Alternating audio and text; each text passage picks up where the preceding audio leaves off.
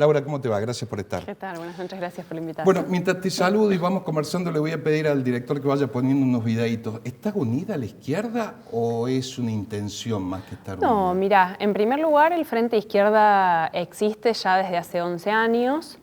Y en el año 2019 se incorporó una cuarta fuerza al Frente de Izquierda, las tres originales que ya la integrábamos, que éramos el PTS, que es mi partido, el de Nicolás del Caño, Izquierda Socialista, con su referente Liliana Olivero, y el Partido Obrero. A ese frente se incorpora el MST en el 2019, es decir, que estamos cuatro fuerzas y hay otras fuerzas menores que quedaron fuera. Nosotros hicimos un llamado a la unidad y no quisieron entrar.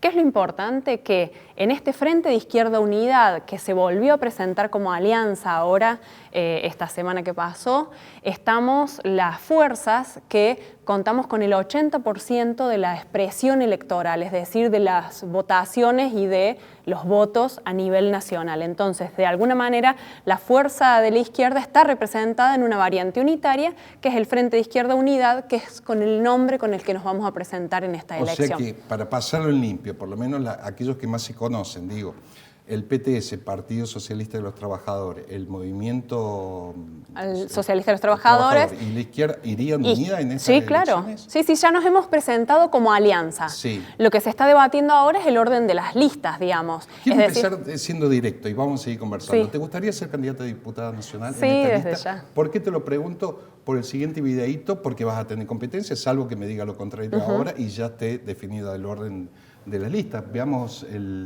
el videíto que tiene que ver... Sí, yo renuncié a la banca. Como para finalizar, otra. Liliana, y tiene que ver con este tema.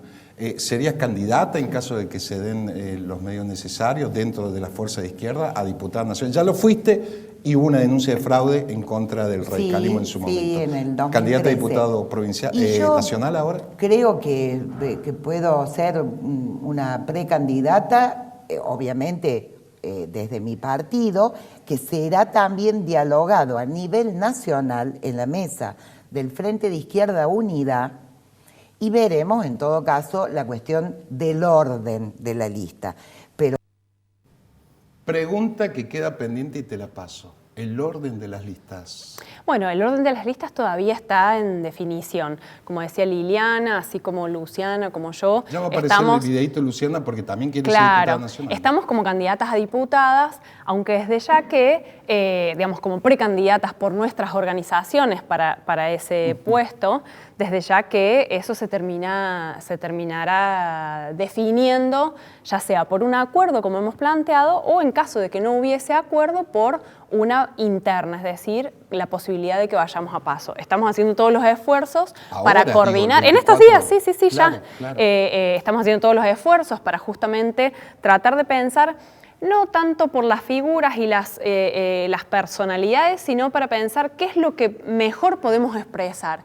Y yo creo que el Frente de Izquierda, que existe desde 2011, integra en sus fuerzas, y a eso se ha sumado el partido de Luciana en el último tiempo, una coherencia. Hablando de Luciana Echevarría también, por sí o por no. El año que viene están las elecciones intermedias. Sí. ¿Serías candidata a diputada nacional si se da?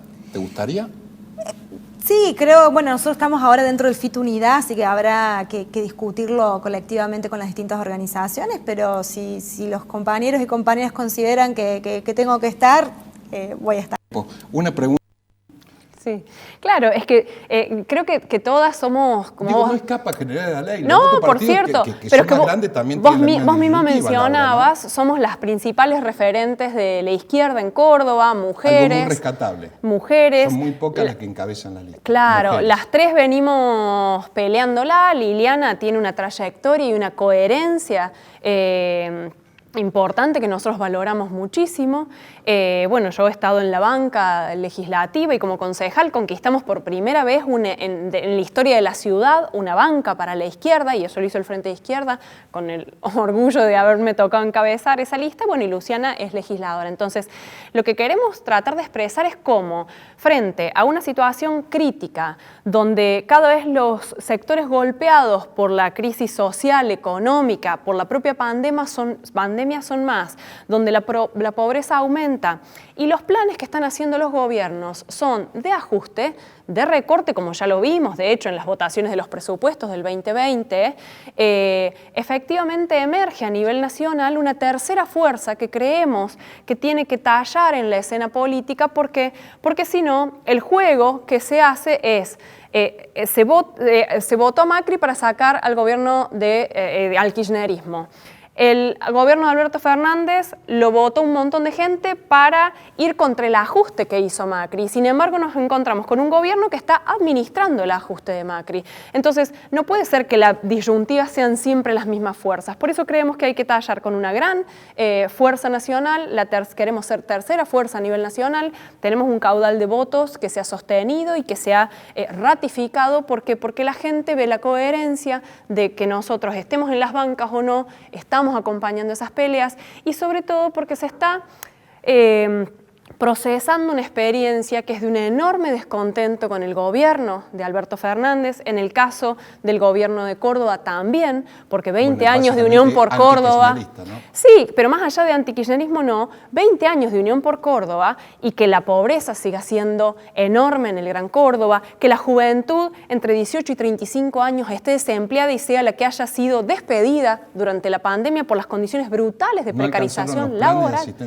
Es que no se trata de asistencia social. Se trata de que esa juventud lo único que conoce es trabajo en negro. Mi compañera Noela Argañarás, que hoy está en la banca de la legislatura, no conoció un recibo de sueldo en su vida, porque jamás la contrataron en blanco. Entonces, una piba que sale de la universidad, que intenta ir a la universidad y no puede porque tiene que laburar, porque tiene que sostener a su familia, que sale de la escuela secundaria y lo único que consigue es trabajo precario, y no es solo una juventud que no quiere asistencia social la juventud, quiere laburar, quiere derechos. Están haciendo denuncias de las listas negras que arman los patrones del comercio, cuando los pibes, ¿qué es lo único que hacen? Pedir tiempo para el almuerzo, porque en el sector gastronómico, de call center o de las aplicaciones, que es una forma brutal con trabajo de destaco, piden algún derecho. Laura, eso es la situación de la juventud. Bueno, eso es un diagnóstico crítico, por cierto, sí. En parte lo comparto, en mucho.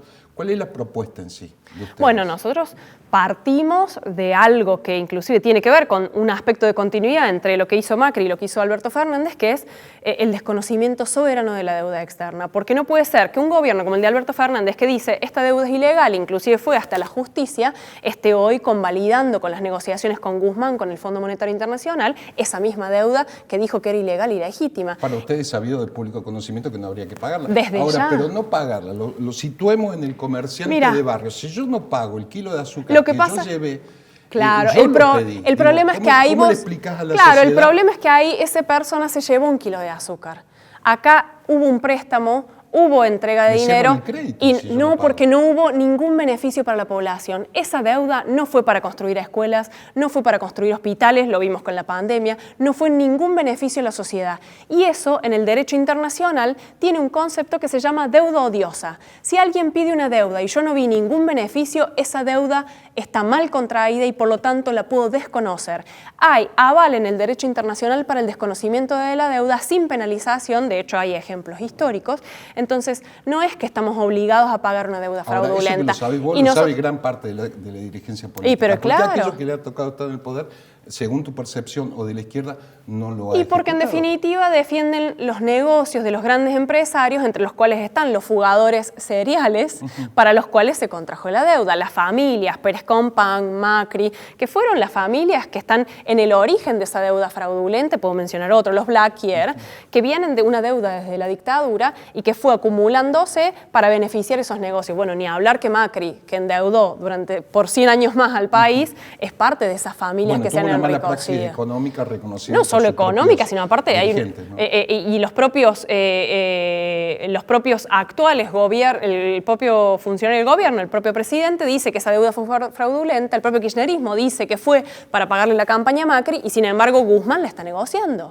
Entonces es una deuda fraudulenta que hay que desconocer y entonces ahí tendríamos recursos no para asistencia social, porque la asistencia social es pan para hoy y hambre para mañana. Hay que generar trabajo genuino camino, un plan de obras públicas que permita contratar a esos pibes, por ejemplo, que no solamente una obra requiere albañiles, también necesitas ingenieros, necesitas arquitectos, necesitas todo tipo de técnicos, informáticos, etc.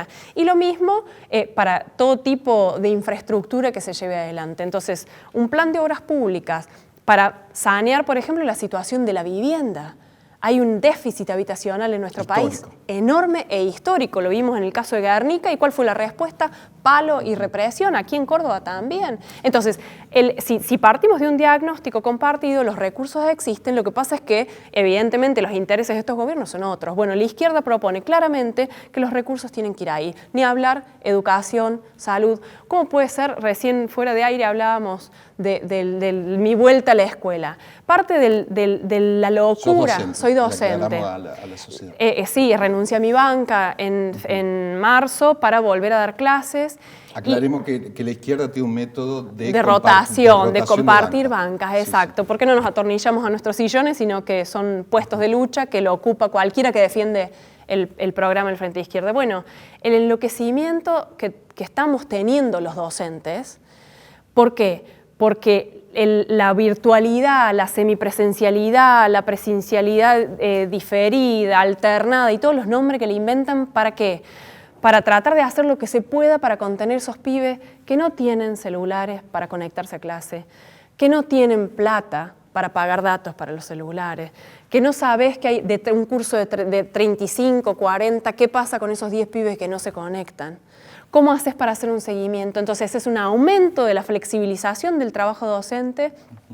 No se está garantizando el derecho a los pibes porque no tienen conectividad. Entonces, si los recursos no tienen que ir para aumentar el salario, para reducir la jornada, para garantizar la virtualidad, ¿a dónde se están yendo? ¿Sabes lo que me cuesta entender, Laura? Y creo que con esto coincidís y coincide gran parte de los dirigentes, pero nadie le sabe explicar a la sociedad por qué aumenta en forma significativa la cantidad de planes sociales y paralelamente la pobreza.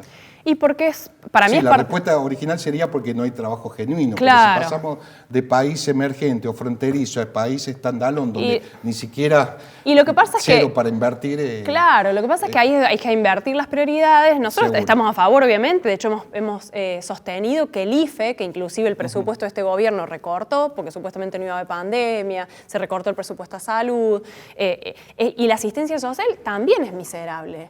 Los recursos que otorga, por ejemplo... Lo que pasa es que ahí tenés el déficit fiscal, ¿no? Algo que a la izquierda no le gusta mucho No, por ahí, porque, bueno, damos. ¿Y qué hacemos No, con es que el no se déficit trata fiscal? de dar, porque vos tenés, por ejemplo, que las multinacionales y los sojeros y los sectores que hacen negocios con el campo tienen subsidios y exhibiciones de todo tipo. Nosotros hemos denunciado las exhibiciones... Supuestamente para promover el empleo... Supuestamente, pero te menciono otro sector que no es productivo, como es la iglesia, y a la que nosotros hemos denunciado, que tiene exhibiciones tributarias y no está generando ningún tipo de... gana un cura y cómo pone el Estado.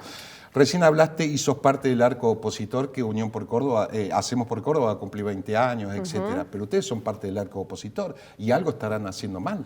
O muy bien Hacemos por Córdoba para que siga monopólicamente el poder político. No, mira, yo creo que de la izquierda... No en el caso de ustedes, sino en el arco opositor. Estoy hablando. Y sí, en general cogobiernan con Hacemos por Córdoba. ¿Quién? Yo he visto, Juntos por el Cambio, los he visto cacarear en la legislatura, te digo, en el Consejo también. Bueno, te va a tener que contestar Preto después. Me conteste, hemos sido... Ha sido compañero de banca. Sí, ha estado en la banca también, pero han cacareado mucho de palabra, pero después las leyes fundamentales del gobierno Hacemos por Córdoba, como por ejemplo los subsidios a los grandes sectores agropecuarios, las exhibiciones impositivas, las multinacionales, que después son las que despiden laburantes, los apoyan en común. Los presupuestos de ajuste los votaban en común.